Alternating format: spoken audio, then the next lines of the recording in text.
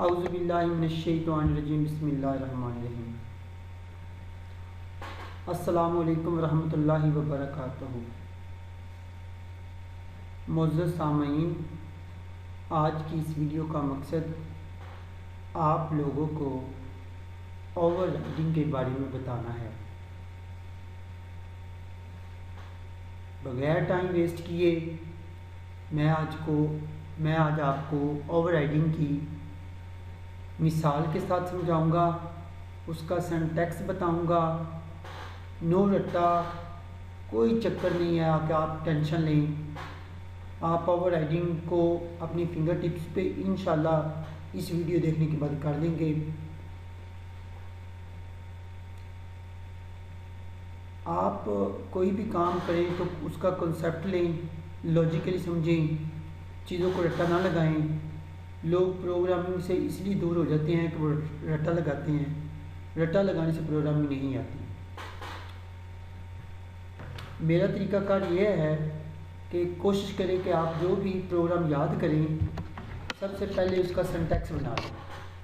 Syntax बना लें यानी कि उसका फार्मूला तैयार कर लें। उसको फार्मूले को याद कर दें, तसल्ली से समझ कर याद कर लें, तो इंशाल्लाह आपको कोई भी प्रोग्राम परेशान नहीं करेगा। अगर आप प्रोग्राम को रट्टा लगाएंगे तो आपके लिए वो एक टेंशन का बायस बनेगा। ये देखें, मैंने कमेंट्स में लिखा है syntax for overriding in PHP कि अगर आपने PHP के अंदर ओवरराइडिंग करनी है तो कैसे कर सकते हैं।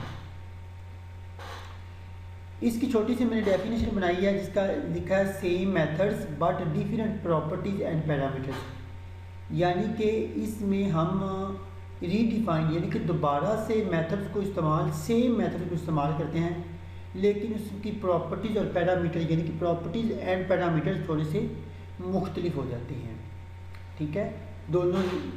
तो ये आप देख लें, इसको कंसेप्ट को बिठा लें कि same method but different parameters और प्रॉपर्टीज़। ठीक है, तो इसको एग्जांपल के जरिए मैं इसमें दो क्लासेस ले रहा हूँ। पहली क्लास ये है जो यहाँ पर ख़त्म हो रही है। ठीक है,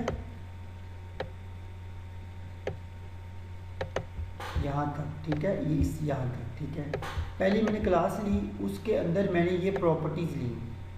ठीक है, पहली क्लास का मैंने क्लास नेम 1 रखा। क्लास नेम एक तरीकाकार है क्लास नेम लिखने का। मैंने क्लास नेम 1 पता क्यों रखा है? मैंने इसलिए रखा है क्योंकि क्लास नेम तो मुख्तलिफ हो सकते हैं, लेकिन आपको सिंटैक्स बन जाए कि यहाँ पे हमेशा हमें क्लास नेम ही लिखना है। ठीक है, आप अपने हिसाब से कोई भी नाम लिख सकते हैं। उसके बाद हम आते हैं प्रॉपर्टीज़ की तरफ। जितनी प्रॉपर्टीज़ हैं आप लिख सकते हैं। जैसे प्रॉपर्टी आपकी कोई भी हो सकती है। आपने प्रॉपर्टीज़ के साथ एक्सेस मॉडिफाई लाजमी लिखना है। ये पब्लिक हो सकता है, प्रोटेक्टेड हो सकता है, प्राइवेट हो सकता है। और जितनी प्रॉपर्टीज़ आप लेंगे उनके साथ आपने $साइन लाजमी लगाना है। मैं यहाँ पे 2 प्रॉपर्टीज़ ले रहा हूँ और $साइन लगा रहा हूँ। आपके ज़्यादा ज़रूरत हो तो आप ज़्यादा भी ले सकते हैं। तो प्रॉपर्टी नेम लिखने में, नेम 1 लिखने में लॉजिक ये है कि आप कोई भी प्रॉपर्टी का नाम लें, एज, लेंथ, वेट, हाइट, कोई भी एनी वन जो आप चाहते हैं वो प्रॉपर्टी का नाम आप रख सकते हैं। लेकिन मैं एक सिंटैक्स बना रहा हूँ, फार्मूला बना रहा हूँ, तो आपको बताने के लिए इनमें प्रॉपर्टी यानी कि आपने यहाँ पर प्रॉपर्टी का नेम लिखना है, कोई भी हो। ठीक है, उसके बाद हमने एक फंक्शन लिखा है, उस फंक्शन को हमने पब्लिक किया हुआ है। ठीक है, हमारा फंक्शन ये है कंस्ट्रक्ट फंक्शन हमारा है, इसको हमने पब्लिक किया हुआ है। ठीक है, ये 2 अंडरस्कोर को शो करता है। लफ्ज़ कंस्ट्रक्ट लिखना है, अंडरस्कोर डबल लिखना है, तो आप ये एक लाइन छोटी सी शो हो जाएगी। इसके अंदर आपने पैरामीटर्स लेने हैं। ठीक है, पैरामीटर नेम 1, पैरामीटर आप कोई भी ले सकते हैं। ठीक है, अपने 1, 2, ABC जो भी आप इसका नाम पैरामीटर्स का रखना चाहते हैं आप रख सकते हैं। मेरा मकसद ये है कि यहाँ पे पैरामीटर मैंने इसलिए लिखा है क्योंकि यहाँ पे पैरामीटर्स आते हैं, यहाँ पे प्रॉपर्टी आती है और यहाँ पे क्लास नेम आता है। इसके बाद मैंने ये प्रॉपर्टी नेम एक वेरिएबल क्रिएट कर दिया है, प्रॉपर्टी नेम 1 के साथ एक वेरिएबल क्रिएट किया है। इसमें मैंने एक्सेस मॉडिफायर का इस्तेमाल किया और दिस कीवर्ड एक इस्तेमाल किया है। अब ये जो पैरामीटर 1 में वैल्यू होगी वो इस हमारे वेरिएबल के अंदर सेव हो जाएगी, ठीक है। इसी तरह हमारी जो पैरामीटर 2 की वैल्यू होगी वो इस वेरिएबल में सेव हो जाएगी, ठीक है। ये प्रॉपर्टी नेम जो ऊपर मैंने लिखा है, ठीक है। इसके बाद मैंने पब्लिक फंक्शन का नाम लिखा है क्योंकि हमने इको करवाना है। तो उसके बाद हम किस किस को इको करवाएंगे, एक तो इस प्रॉपर्टी को इको करवाएंगे और एक इस प्रॉपर्टी को इको करवाएंगे, यानी कि इस चीज़ को हम इको करवाएंगे, इन दो चीज़ों को, इसको और इसको आपने इको में लिखना है। दोनों के डबल कोटेशन मार्क्स आ जाएगा और एंड पे सेमीकोलन, और ये क्लास हमारी एक मुकम्मल बन जाएगी तरीका, ठीक है। इसके बाद आपने सेम यही क्लास उठा लेनी है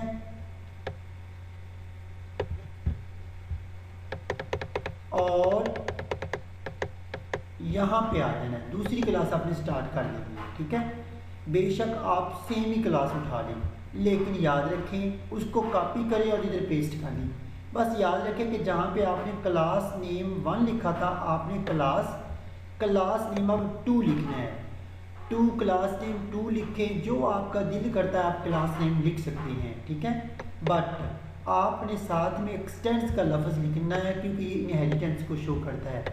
कहाँ से ये इनहेरिट हो रही है, क्योंकि क्लास नेम 1 से है, यानी कि क्लास 2 हमारी क्लास 1 से इनहेरिट हो रही है। सेम वही चीज़ है, ठीक है। अब आपने वहाँ पे आपने प्रॉपर्टीज ली थी 2, ठीक है, पहली क्लास में, लेकिन यहाँ पे मैंने एक और प्रॉपर्टी लेनी है।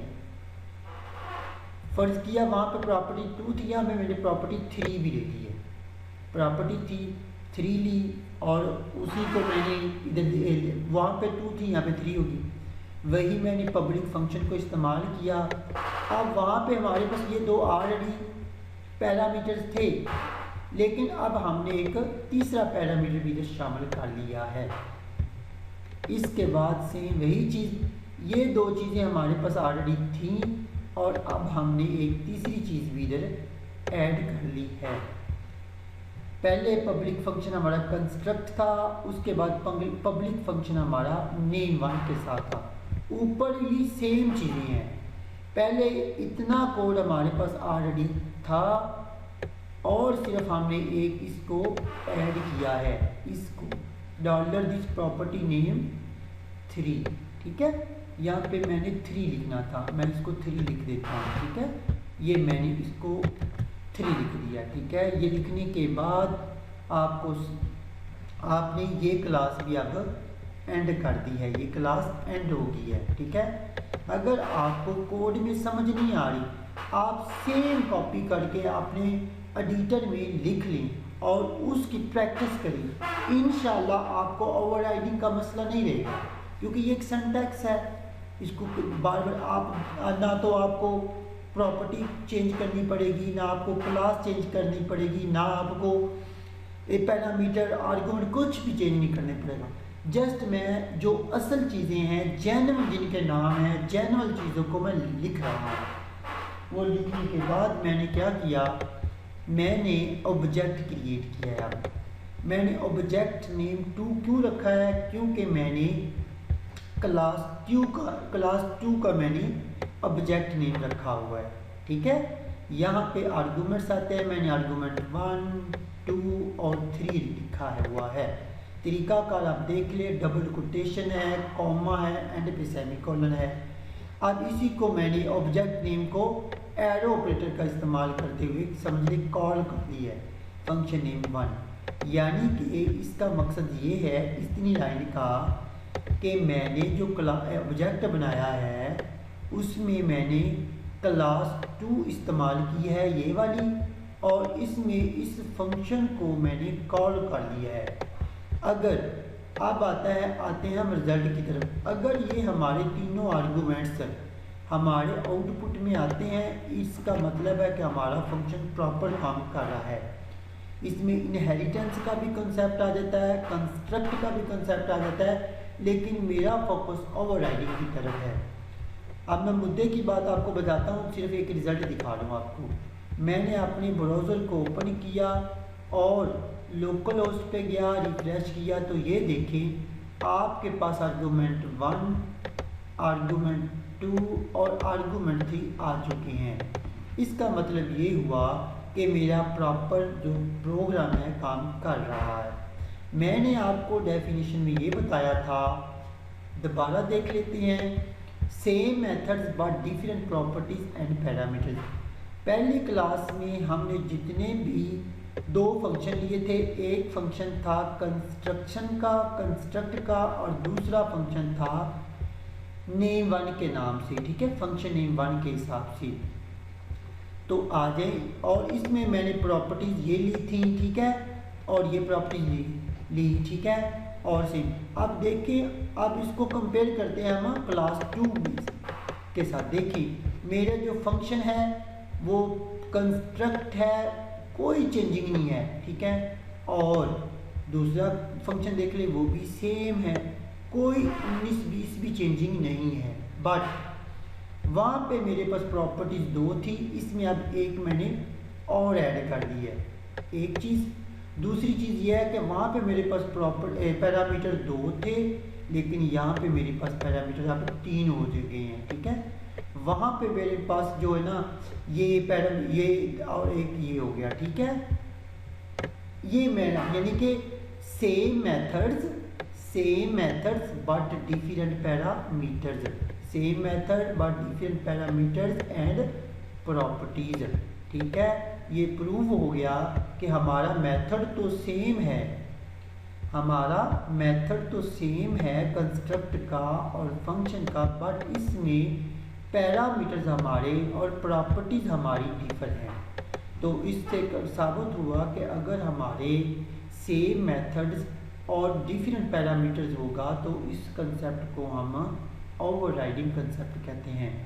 Thanks for watching this video. अगर आपको किसी किस्म का मसला हो तो आप मुझसे रब्ता दोबारा कर सकते हैं। अल्लाह हाफिज़। अस्सलामु अलैकुम वरहमतुल्लाहि वबरकातुहू।